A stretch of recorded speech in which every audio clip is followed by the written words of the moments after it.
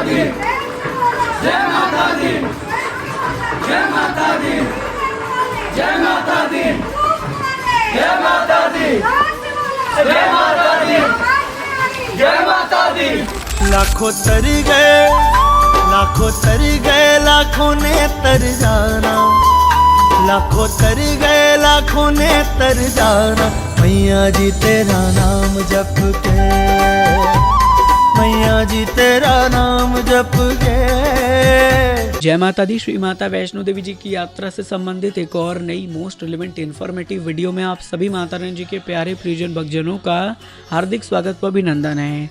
जैसा कि आप सबको पता ही होगा कि मई मंथ की शुरुआत हो चुकी है और ऐसे में बहुत से माता रानी जी के प्यारे भक्तजन हैं जो आगामी मई और जून के महीने में माता रानी जी के दरबार जाकर उनके दर्शन के साथ साथ उनका आशीर्वाद प्राप्त करके अपने जीवन को सफल बनाना चाहते हैं। तो माता रानी जी की कृपा से लगभग हर महीने माँ भगवती हमें अपना बुलावा भेजकर अपने चरणों में बुला लेती हैं और पिछले कई सालों से मई मंथ में माता रानी लगातार अपने दरबार हमें बुलाती रहती हैं।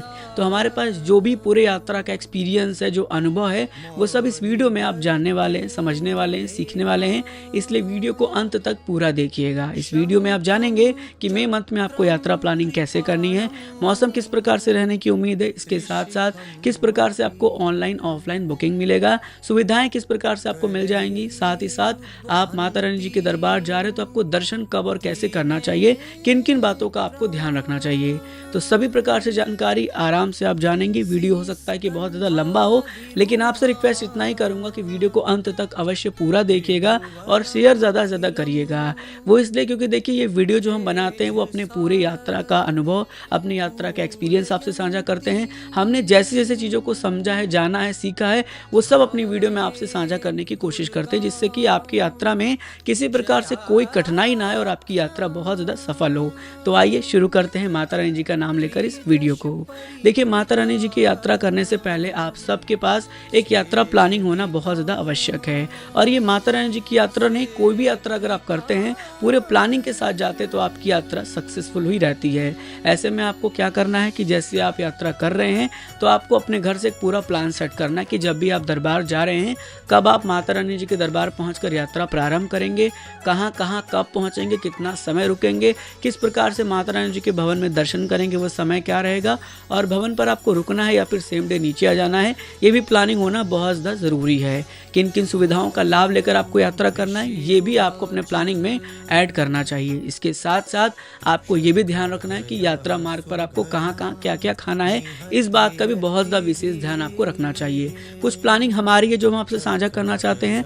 सबसे पहले तो देखिए कोशिश करें कि मई और जून के महीने में माता रानी जी की यात्रा अगर आप रात में करना चाहते हैं तो तकरीबन रात को 9 या 10 बजे अपनी यात्रा की शुरुआत यात्रा गेट से करें। इसलिए क्योंकि काफ़ी ज़्यादा जो है अंधेरा होता है और उस समय जो है वो आपको ट्रैकिंग के वक्त ज़्यादा गर्मी महसूस नहीं होगा, नॉर्मल टेम्परेचर रहेगा, चलने में आपको काफ़ी आसानी होगी और आप आराम से प्रॉपर जो है वो नींद लेकर अपनी यात्रा में आगे बढ़ते रहेंगे, क्योंकि आप पूरी तरीके से मजबूत रहेंगे।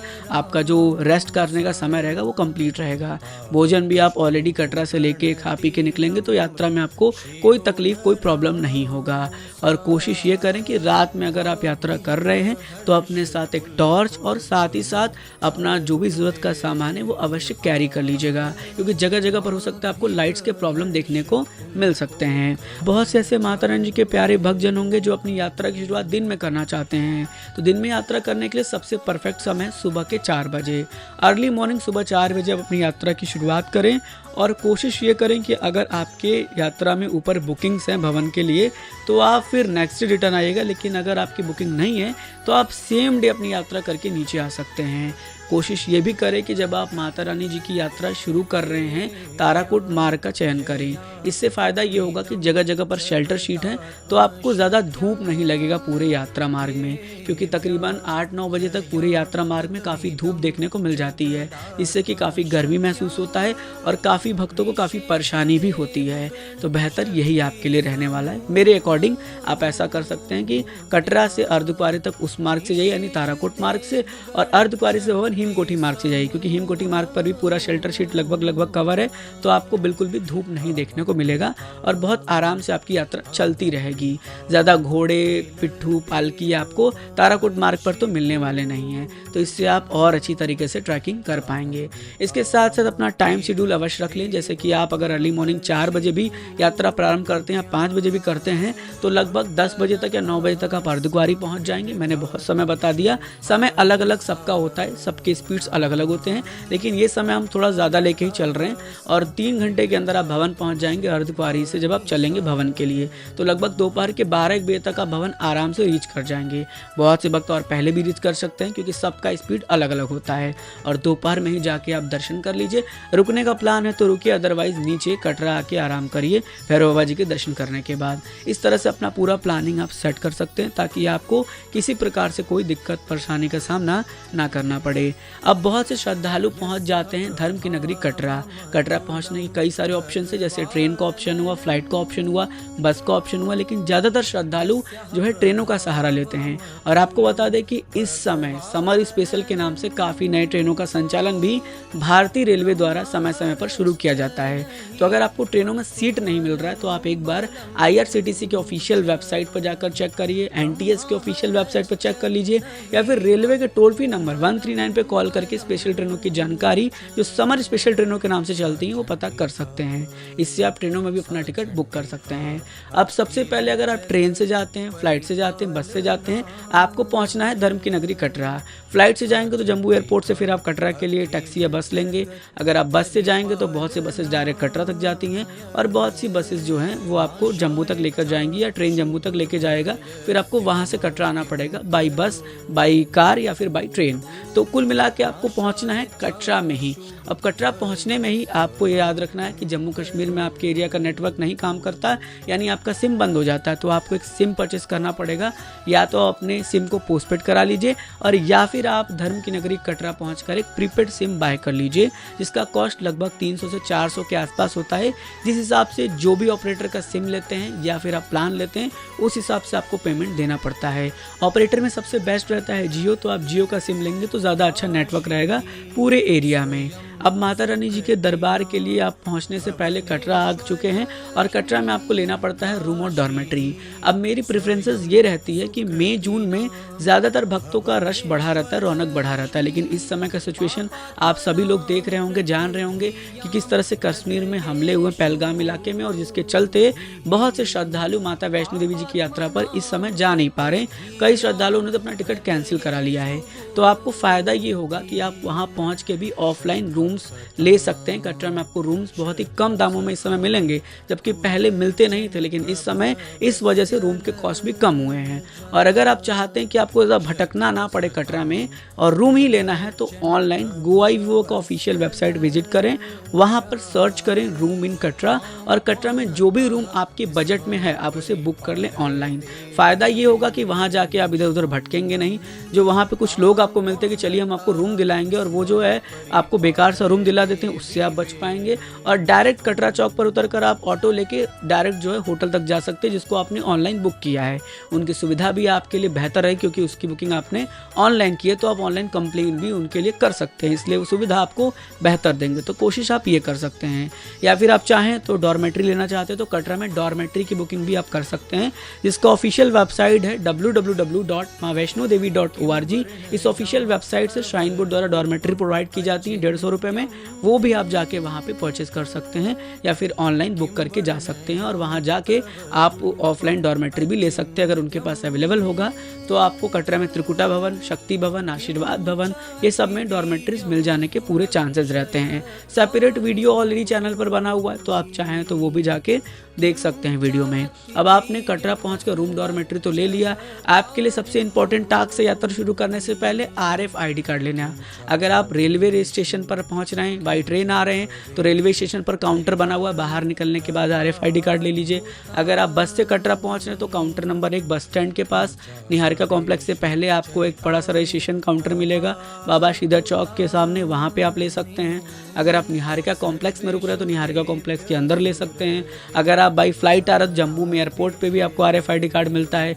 हेलीकॉप्टर से यात्रा करना चाहते तो हेलीपैड पर हेलीकॉप्टर के लिए जो श्रद्धालु जाते हैं उनके लिए RFID कार्ड का काउंटर बना हुआ है।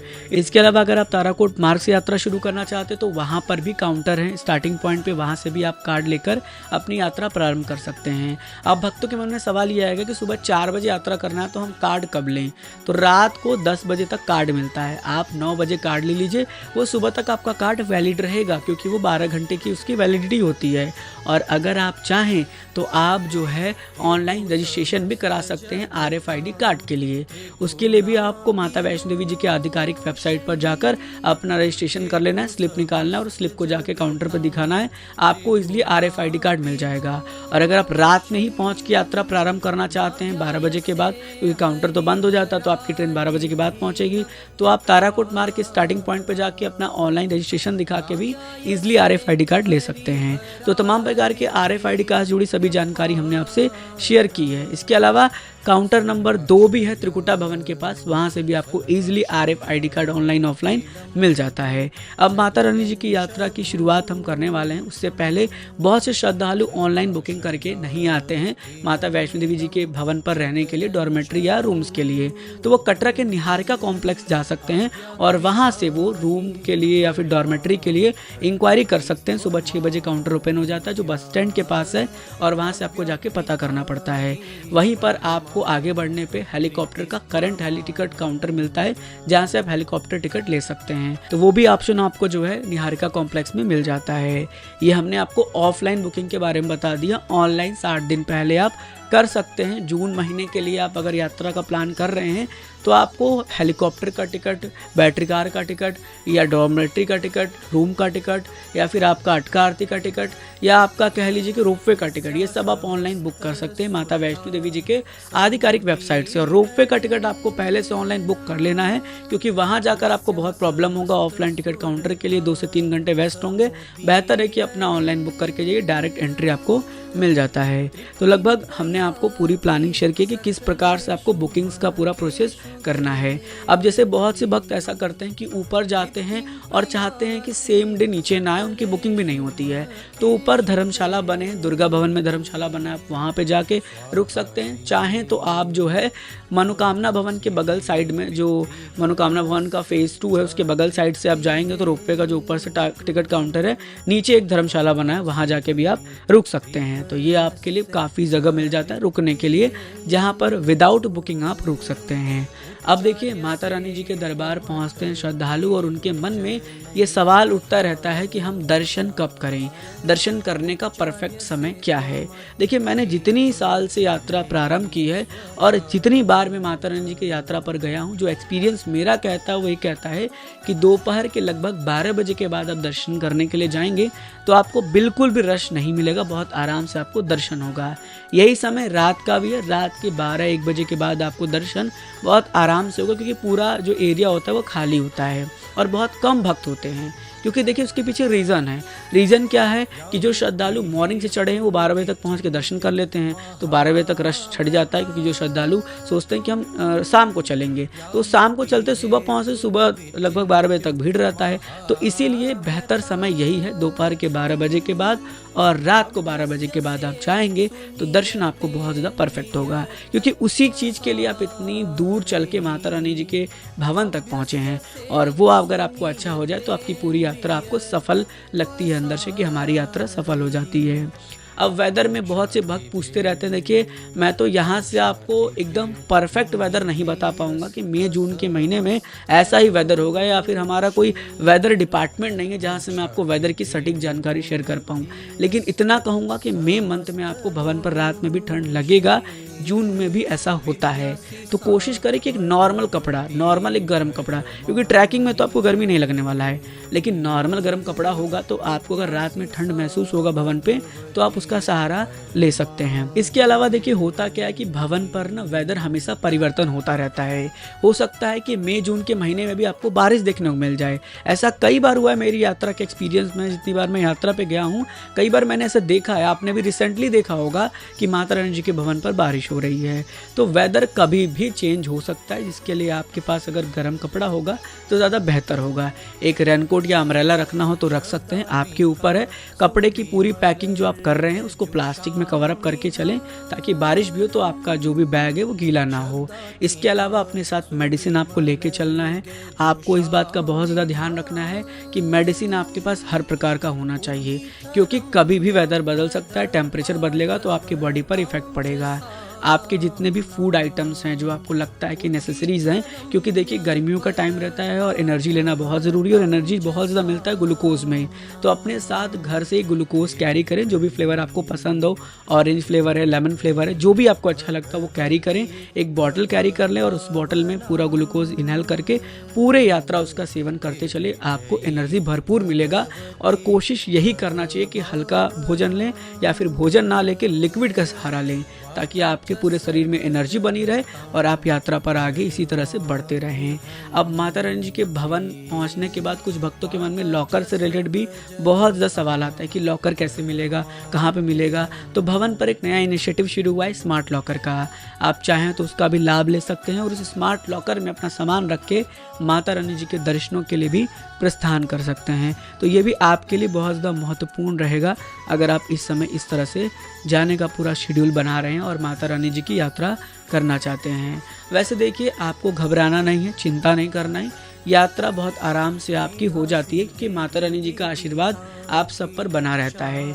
अब भक्त लगातार ये सवाल करते हैं कि हम माता रानी जी के दर्शन कर चुके हैं, कटरा भी आ चुके हैं, क्योंकि हमारा प्लानिंग इस तरह से था।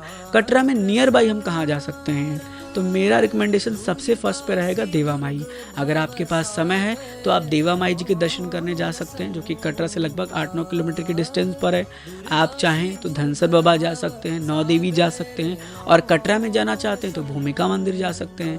कटरा में ही आपको भगवान शंकर का मंदिर मिलेगा, शिव मंदिर, वहाँ जा सकते हैं। कई ऐसे जगह है, इसके साथ साथ कई ऐसे स्पॉट्स हैं जो आपके नियर बाई हैं। देवी पिंडी, आप वहाँ पे भी जाके दर्शन कर सकते हैं। थोड़ा लॉन्ग पे जाना चाहते हैं तो शिव खोड़ी चले जाएं, भगवान शंकर के दर्शन कर लें। तो ये तमाम प्रकार के जगह हैं जहाँ पर आप कटरा में भी विजिट कर सकते हैं, अपने दर्शन करने के बाद भी विजिट कर सकते हैं, दर्शन कर सकते हैं। यहाँ पर भी जाकर आपको काफ़ी अच्छा और अलग अनुभव प्राप्त हो जाएगा।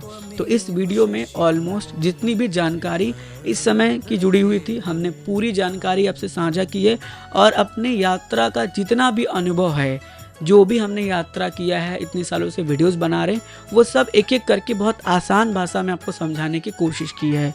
हमने अपना कर्तव्य पूरा किया। अगर वीडियो यहाँ तक आपने देखा है तो आपका कर्तव्य होना चाहिए, जानकारी सही मिल रही है तो नीचे कमेंट में जाके फीडबैक दे कि आपको वीडियो कैसा लगा, और ज़्यादा से ज़्यादा भक्तों तक इस वीडियो को साझा करें, ताकि और भक्तों की मदद आप कर पाएँ इस वीडियो को शेयर करके, और उनकी यात्रा सफल करने में आपका योगदान रहे, जिससे वो आपको थैंक यू कहते रहें। हम तो आपको बहुत बहुत दिल से धन्यवाद करते हैं कि आपने यहाँ तक हमारी वीडियो को देखा है। चलिए आपसे फिर एक और नई रिलेवेंट इन्फॉर्मेटिव वीडियो में मिलते हैं। आप सब यूं ही जुड़े रहिएगा, अपना प्यार देते रहिएगा, माता रानी जी को याद करते रहिएगा, और ट्रेन राइडर से कनेक्ट रहते रहिएगा, जुड़े रहिएगा। सोशल मीडिया पे भी हमसे कनेक्ट हो जाइएगा। बहुत जल्दी मुलाकात करेंगे। माता रानी जी ऑलवेज ब्लेस यू। जय हिंद, जय माता दी। अत्यद्भुतं प्रहितमात् रुषा तथापि, अत्यद्भुतं प्रहितमात् रुषा तथापि।